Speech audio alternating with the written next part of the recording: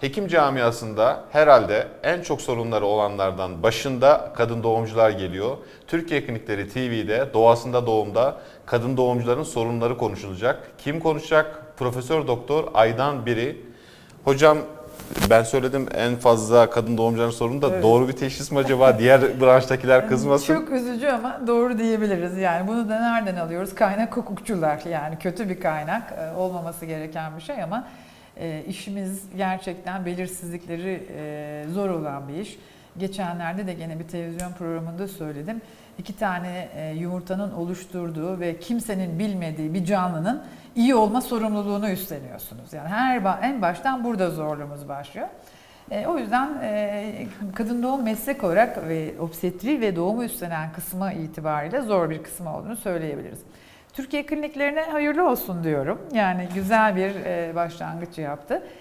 Biz bu programda meslektaşlarımıza ulaşmaya çalışacağız ama diğer hekimlerimize de ulaşmaya çalışacağız. Sadece kadın doğumcular değil. Tabii ki, yani zaten bütün meslekler interdisipliner olarak uzmanlık alanları birbiriyle beraber, hatta belki hani izlenebilirliği olsa diğer meslek gruplarıyla da bu programların hekimler dışında da ulaştığında eminim etkisi olacaktır.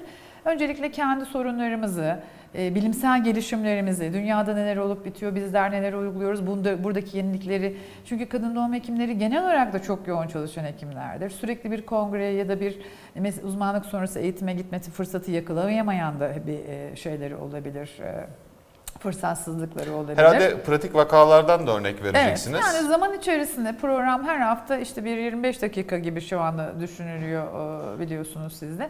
Zaman içerisinde ihtiyaca göre, uzman arkadaşlarımızın taleplerine göre böyle karşılıklı biraz sohbet, biraz bilgilendirme, biraz sorunları gözden geçirme gibi bir program akışıyla gitmeyi düşünüyoruz.